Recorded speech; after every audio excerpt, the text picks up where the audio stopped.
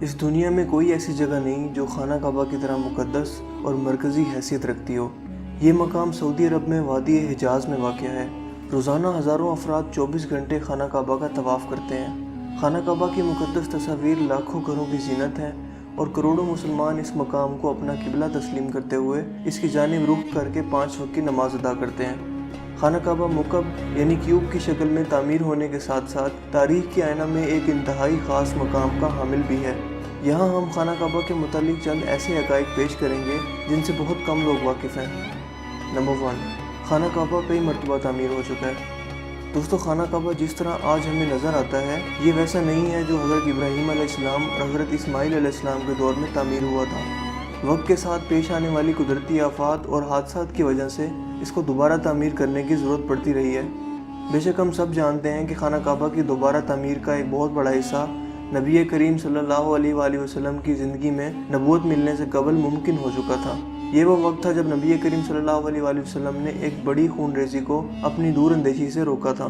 ایک بڑے کپڑے میں حجر اسود کو رکھ کر ہر قبیلے کے سردار سے اٹھوایا تھا۔ اس کے بعد آنے والے وقت میں کئی مرتبہ خانہ کعبہ کی تعمیر ہوتی رہی ہے۔ آخر میں خانہ کعبہ کی تفصیل سے آرائش 1996 میں ہوئی تھی، جس کے نتیجے میں بہت سارے پتھروں کو ہٹا دیا گیا تھا اور بنیاد کو مضبوط کر کے نئی چھت ڈالی گئی تھی۔ یہ اب تک کی آخری بڑی تعمیر ہے اور اب خانہ کعبہ کی عمارت کو پہلے سے کہیں زیادہ محفوظ تصور کیا جاتا ہے۔ نمبر 2، خانہ کعبہ کے 2 دروازے اور ایک کھڑکی ہوا کرتی تھی۔ دوستو، دوبارہ تعمیر کیے جانے سے قبل خانہ کعبہ کا ایک دروازہ اندر داخل ہونے کے لیے اور ایک باہر جانے کے لیے استعمال ہوتا تھا۔ ایک زمانہ تک خانہ کعبہ میں ایک کھڑکی ہوا کرتی تھی۔ خانہ کعبہ کی جو شکل آج موجود ہے اس میں صرف دروازہ موجود ہے، لیکن کھڑکی اب ختم ہو چکی ہے۔ نمبر 3، خانہ کعبہ کے مختلف رنگ۔ ہم لوگوں نے خانہ کعبہ کو ہمیشہ کالے رنگ کی کسوہ اور سونے کے دھاگوں میں دیکھنے کی ایسی عادت ہو چکی ہے کہ ہم اس کو کسی اور رنگ میں تصور بھی نہیں کر سکتے۔ یہ روایت عباسد، جن کی گھر کا رنگ کالا تھا، کے دور سے چلی آ رہی ہے، لیکن اس سے قبل خانہ کعبہ مختلف رنگ کے غلاف سے ڈھکا رہتا تھا۔ ان رنگوں میں ہرا، لال اور سفید رنگ شامل ہیں۔ نمبر 4، خانہ کعبہ کی چابیاں ایک خاندان کی تحویل میں ہیں۔ فتح مکہ کے وقت نبی کریم صلی اللہ علیہ وآلہ وسلم کو خانہ کعبہ کی چابیاں دی گئی تھیں، لیکن بجائے اس کے کہ آپ صلی اللہ علیہ وآلہ وسلم یہ چابیاں اپنے پاس رکھتے، آپ صلی اللہ علیہ وآلہ وسلم نے یہ چابیاں بنی شائبہ خاندان کے عثمان بن طلحہ کو واپس کر دیں۔ اس وقت سے آج تک وہ ان چابیوں کے روایتی رکھوال ہیں اور نبی کریم صلی اللہ علیہ وآلہ وسلم کے نادر الفاظ کی روشنی میں یہ چابیاں ہمیشہ ان کے پاس ہی محفوظ رہیں گی۔ حضور اکرم صلی اللہ علیہ وآلہ وسلم نے فرمایا تھا، اے بنی طلحہ، یہ چابیاں روز قیامت تک تیری تحویل میں رہیں گی، سوائے اس کے کہ وہ زور زبردستی تجھ سے غیر اخلاقی طریقے سے چھین لی جائیں۔ نمبر 5، پہلے خانہ کعبہ عوام کے لیے کھلا رہتا تھا۔ دوستو، پہلے خانہ کعبہ ہفتہ میں 2 مرتبہ عوام کے لیے کھلا ہوتا تھا اور کوئی بھی خانہ کعبہ کے اندر داخل ہو کر عبادت کر سکتا تھا، لیکن موجودہ زمانے میں زائرین کی تعداد زیادہ ہونے کی وجہ سے اور دوسری وجوہات کی بنا پر خانہ کعبہ کو اب سال میں صرف 2 مرتبہ کھولا جاتا ہے اور اس میں صرف اعلیٰ شخصیات اور خاص مہمان ہی داخل ہو سکتے ہیں۔ نمبر 6، خانہ کعبہ کے آس پاس تیراکی کی جا سکتی تھی۔ دوستو، خانہ کعبہ کے وادی کے نچلے حصے میں ہونے کی وجہ سے دیگر مسائل میں سے ایک مسئلہ یہ بھی تھا کہ جب بارش ہوا کرتی تھی تو وادی میں سیلاب آ جایا کرتا تھا۔ یہ مکہ جیسے شہر کے لیے کوئی انوکھی بات نہیں تھی، لیکن یہ بات دوسرے مسائل کی وجہ بنتی تھی۔ اس وقت یہاں سیلاب کی روک تھام اور نکاسی آب کا نظام موجود نہیں تھا۔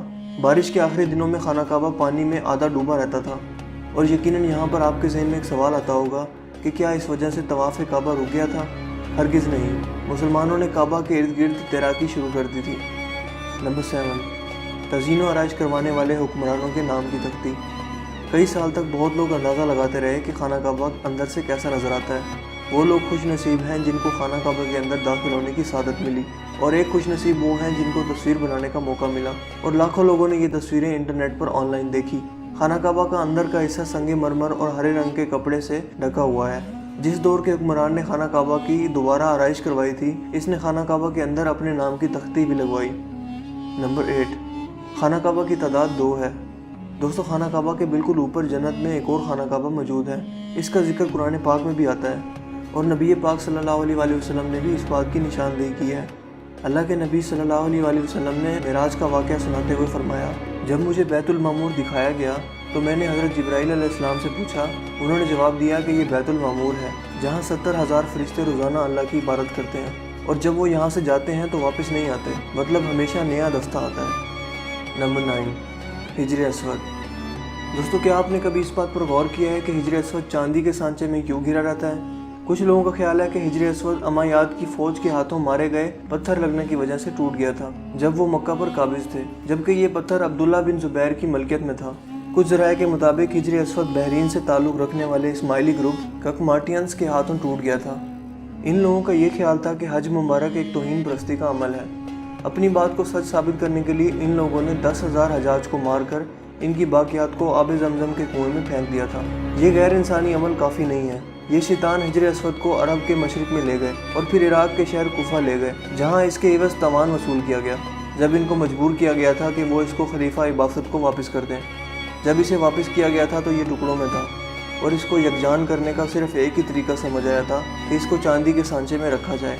कुछ तारीखदानों के मुताबिक इस मुकद्दस पत्थर के कुछ हिस्से आज भी कहीं गुम हैं। नंबर 10, खाना काबा मुकब की शक्ल का नहीं है। मुकब की शक्ल यानी स्क्वायर से मशहूर खाना काबा दरअसल मुस्ततील की शक्ल का है। खाना काबा कभी भी मुकब की शक्ल का नहीं था।